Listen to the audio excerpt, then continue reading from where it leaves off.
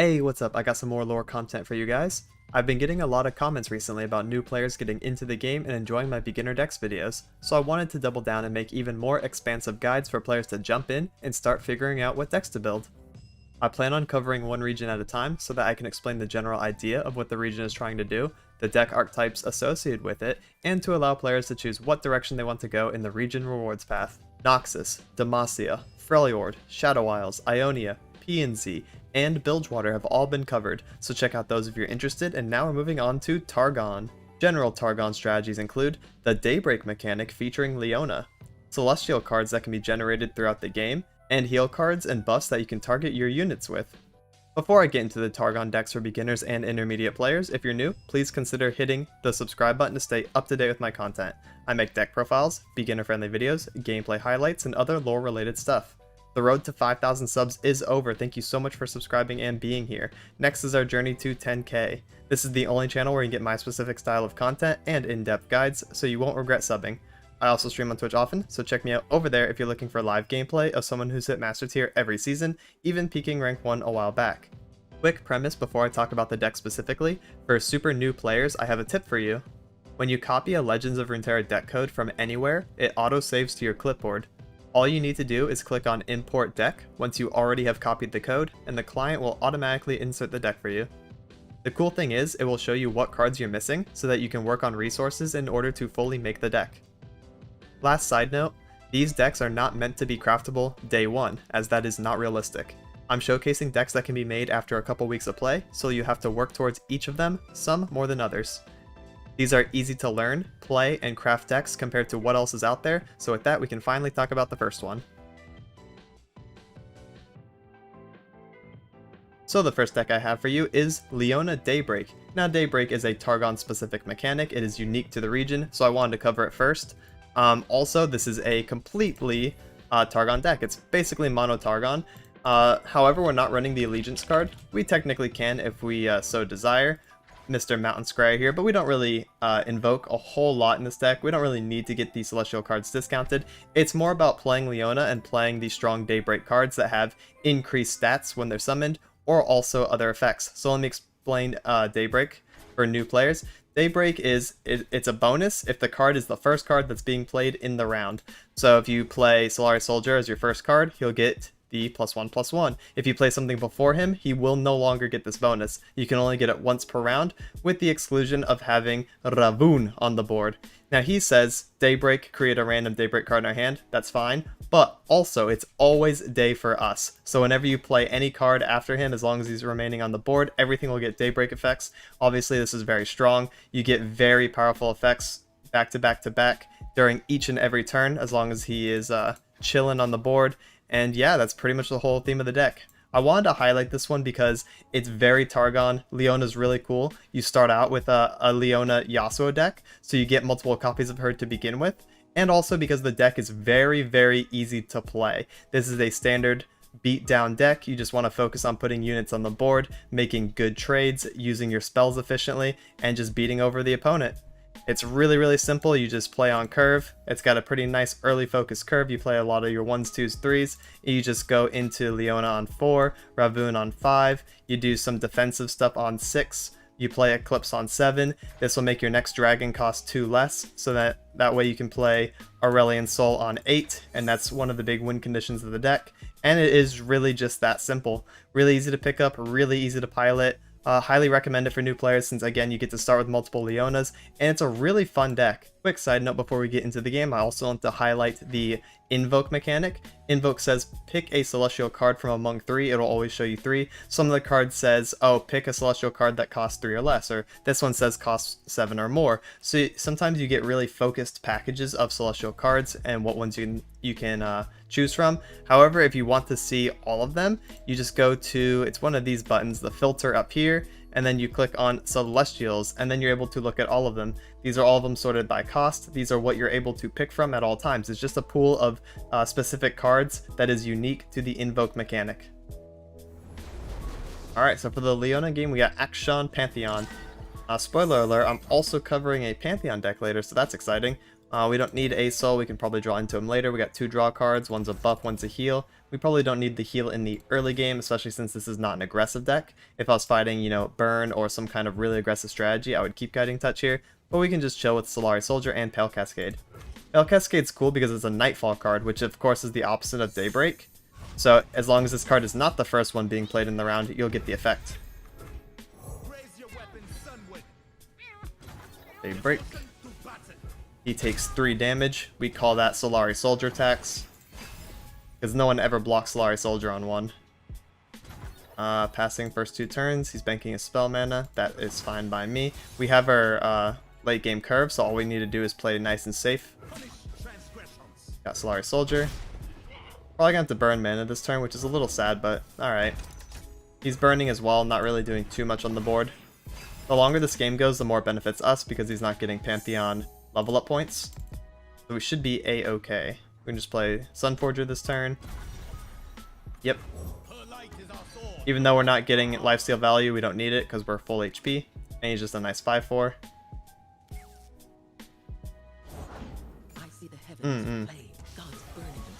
Silence, fair enough.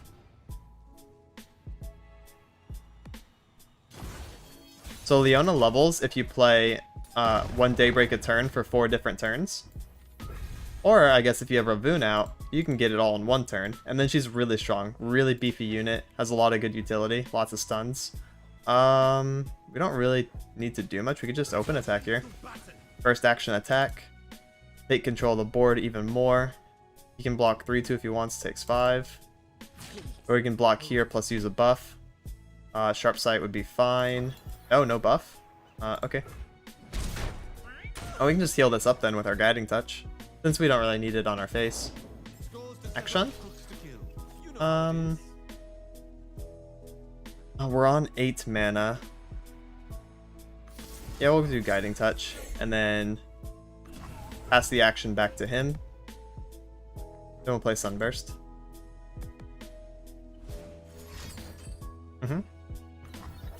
It's fine. Nice. So because we waited, we got to take another card from him before killing the action. And it also let him play below right of Negation, which is a 4 mana spell that would negate our Sunburst. So it's definitely the correct order of play there.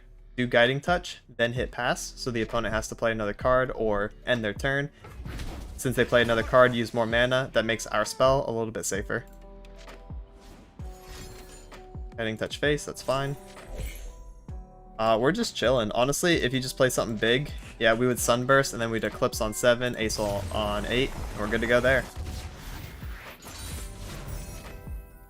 So for some closing thoughts about this deck, it's just very well rounded. It has big heals, it has removal, it has ways to invoke other cards in case your hand is pretty bad. You can try to invoke something to fix it. It's got Hush, which is always nice, really flexible. It's got draw cards, it's got big units, and it's got a late game win condition. Honestly, just a really good beginner deck to get into. The decision making is really important, as you saw in my game. It just made the opponent surrender instantly. However, if our Sunburst got negated or something, it would have kept going, and maybe he had a chance if the game drew out a little bit longer, but I don't think so because we had Eclipse and Acel in hand. Very nice insta-win condition. Acel, when he levels, just gives you so much pressure, so many big units. It's usually an auto-win, so that's definitely something to play towards. Alright, so for the second deck, we have Pantheon, which is the deck I just beat. However, we're going to play a slightly better version of it, I do believe. This is my favorite way to run Pantheon Tarek. I'm not looking at anyone else's like deck list or anything. This is just the way I built Pantheon Tarek from the ground up, and have also improved on it over the past couple weeks since Pantheon has come out. And yeah, I mean, it's just my favorite iteration. It's Tarek, you get to cast spells, you get to buff stuff. So let me briefly talk about the basic mechanics of the deck. We have Fated Units. Fated Unit says, each round, the first time an ally targets me, grant me 1/1. So this can be a spell or a unit target. So if you play Saga Seeker on 1, and then you play Bright Steel Protector on 2, targeting him. He will gain the barrier from the Bright Steel Protector, but also the +1/+1 from his own Fated effect. Now this only works once per turn, and you want to do this at least once per turn on your Fated units to get maximum value, and because it also levels up Pantheon at the same time. As long as you target allies in 5 different rounds, he'll level, gain a bunch of keywords. He already has Overwhelm, so he hits really hard, and he's our mid-game win condition.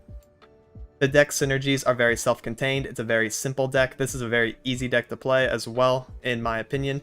The only tricky thing is learning the Taric and Rally combos, because you can do something really cool with Taric. So, like, let's say you open attack with Taric and another unit on board. Let's say you also have Sharp Sight in hand, right? So you Sharp Sight Taric. Taric will copy Sharp Sight onto the unit that you're attacking alongside him, so you get double Sharp Sight value.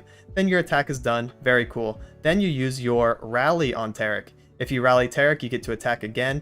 Then you throw him on the attack with your ally. He'll copy Relentless Pursuit or the other one, whichever rally you're using. And then you get to rally again, actually, because he'll copy it and send it onto his ally. So you get 3 attacks in 1 turn. Really, really crazy. Super strong beatdown. Taric is insanely aggressive and oppressive even on attack turns.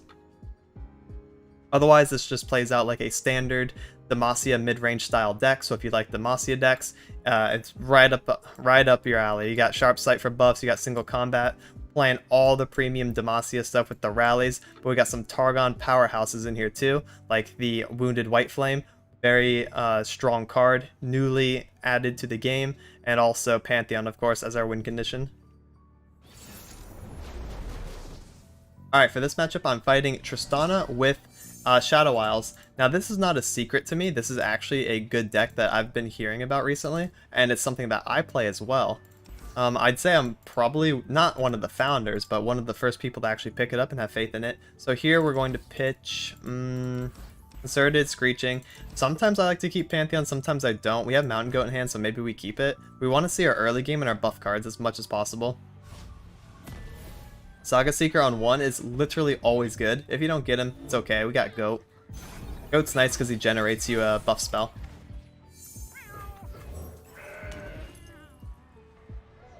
Should be fine. Maybe Conchologist here? Yeah, wow. Okay. Conchologist. No reason to attack because he's just going to block it. We need to keep pressure. Having units on our board is pressure because of how much buffs that we run. Could Sharp Sight that. It's completely fine. But I also want to do Sharp Sight next turn on Pantheon, maybe. This open attack is really tricky. We're okay. We'll do Sharp Sight. He'd have to be on double Pokey Stick. Or something weird like that. Now we have Gem for Pantheon. That was also our target for that turn. Very good. Oh, he runs Electro Harpoon. That is new. I've not seen that. That's an odd choice. Oh, he's running Mecha Yordles. Okay, so this is definitely a different variation than I'm used to. Mecha Yordle synergy. Okay, interesting. Very interesting. We'll just put up our Pantheon and Pale Cascade him and draw a card since it's Nightfall.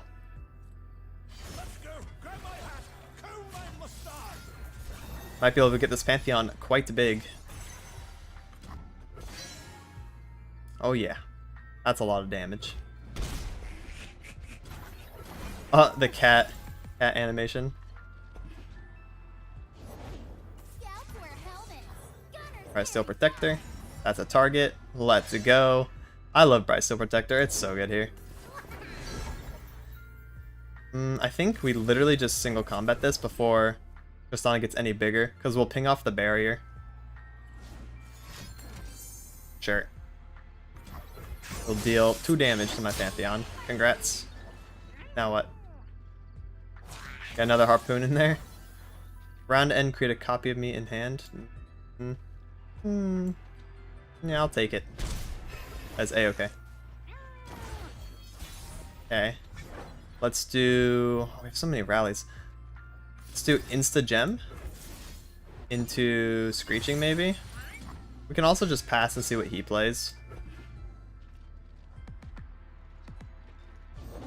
Aloof. Oh, there goes my Screeching. Well, that changes up the turn a little bit, doesn't it? Go. Another aloof. Hey, that's not cool.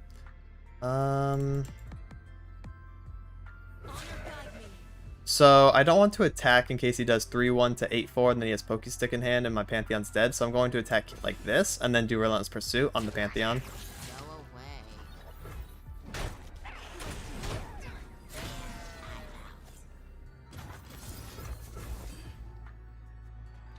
We're attacking again with 9 attack Pant. 1-man army build here.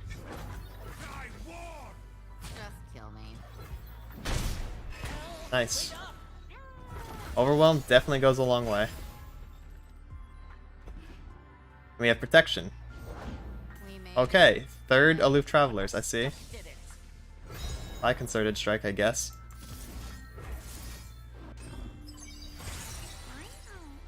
Let's level Pantheon, see his keywords.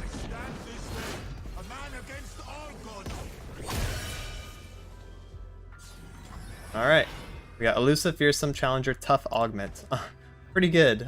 All quite good, actually. We will find you a good death, my friend. I know. I am ready. He doesn't have Vengeance mana, so he probably can't do anything about this. I'm pretty sure I just rally and have a grand old time.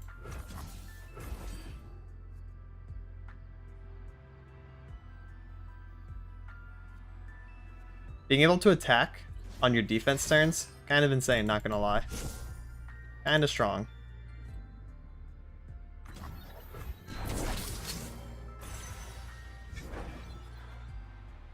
Oh, he's got Challenger, so I can like grab 1-1 if I want to. I mean, he's elusive, so he's just hitting for free.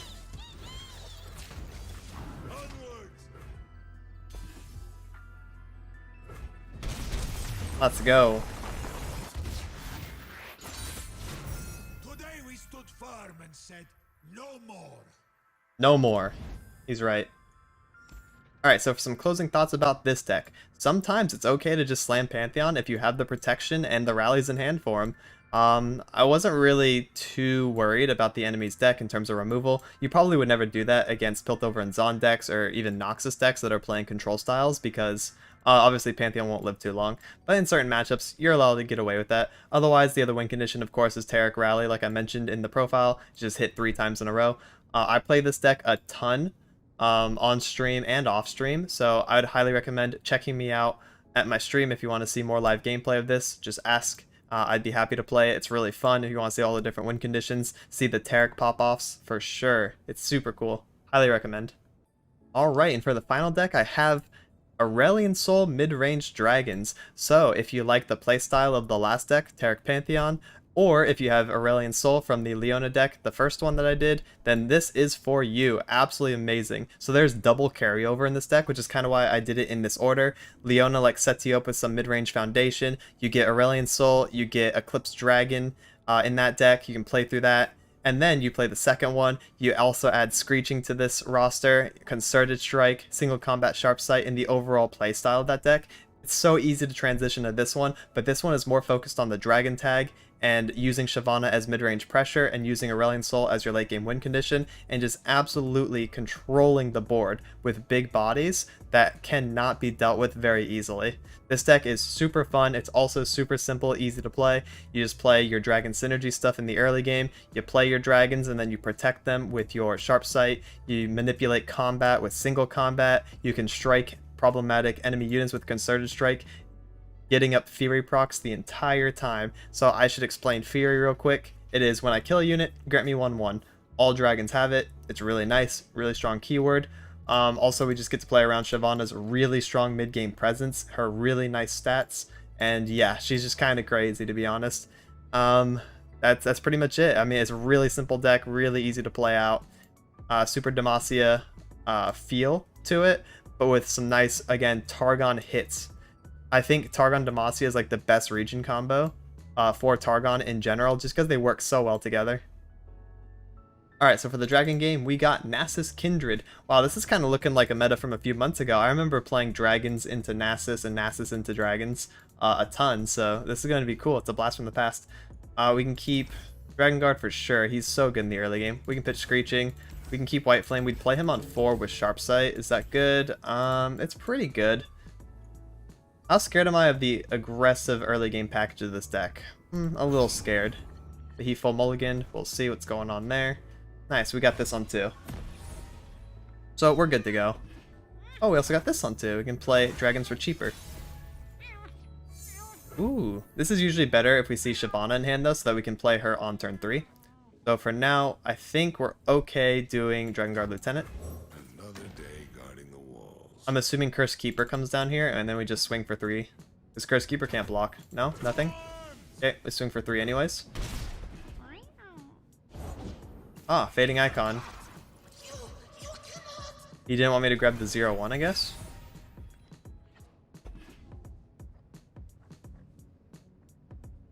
Okay. Rite of Calling. What if I had single combat? I'd outplay that. That's alright. Free champion in hand. We'll do... White Flame. White Flame's actually better this turn, because it will deter this attack. Oh my goodness gracious. It's a Black Spear. Was not prepared for that. If he attacks, I'll block probably. Trading 2-drop for 2-drop there. Completely fine. Oh my goodness. Well, glad this thing get Black Speared. This is actually a little bit better. I could probably play it this turn too. We don't really need the discounts on this Herald.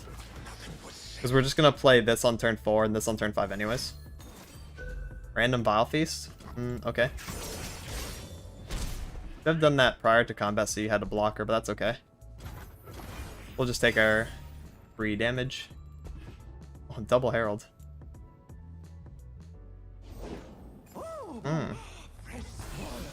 Interesting.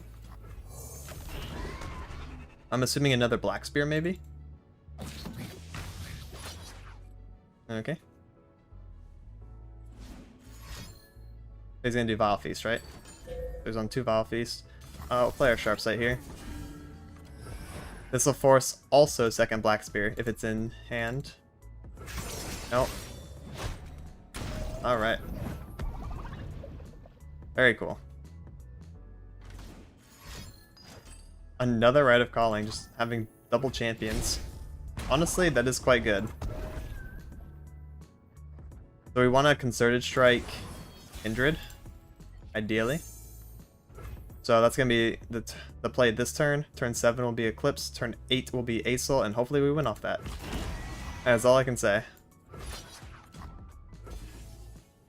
So what's cool about Mr. Dragon Guard is that any of my dragons with Fury will also get double proc, essentially. What is this? Strike each other? Well, I want to Concerted this turn. We want to Concerted like this, so this deals damage and then this finishes it off. This will get another Fury proc. So our dragon's just getting huge in the mid game.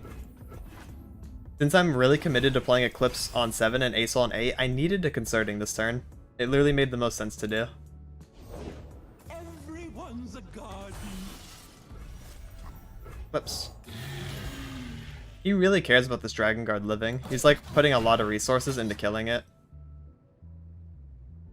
And while he's doing that, I'm just like flying towards my own win condition. That's all I have to do. Even Ruination doesn't work because I have Spell Shield on Acel. Not that they run Ruination. We'll grab the Scourge. So these are the high value Celestials. Really strong cards. I'm going Scourge here, 100%.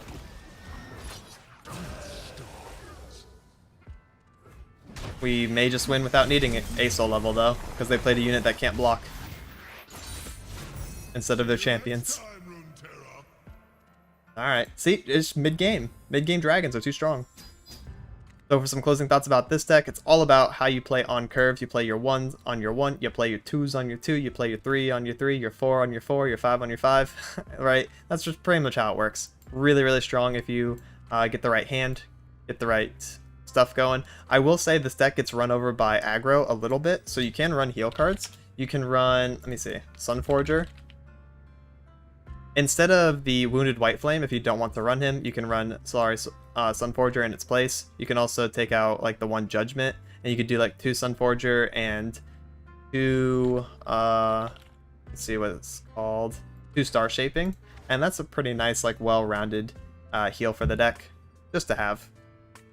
And that's it for this one. Please like and subscribe if you thought this video was informative or entertaining. It really helps me out since I'm still trying to grow. I'll be releasing more deck profiles, guides, and gameplay highlights in the near future. Thank you so much for watching and have a good one. Laters!